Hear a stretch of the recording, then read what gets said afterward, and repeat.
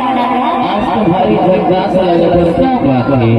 अरे तुम तो कम नहीं लगा था ऐसे सब कुछ गाड़ी बोल के नहीं लग रहा। अरे मैं कहूँ वर्ष मिले अभी तो सुनिए हाँ ले चला जाऊंगा और कितने समय अभी जाते हो? कितना समय आया? अरे 12 बजे अभी कहूँ 12 बजे। हाँ हाँ अरे कोई खास बात है क्या? अरे कुछ पर्सनल बात है वो। पर्सनल बात है? हाँ ये फिल्म नहीं बताओ हाँ देखो मत क्यों आप देखी आज होगा आप ना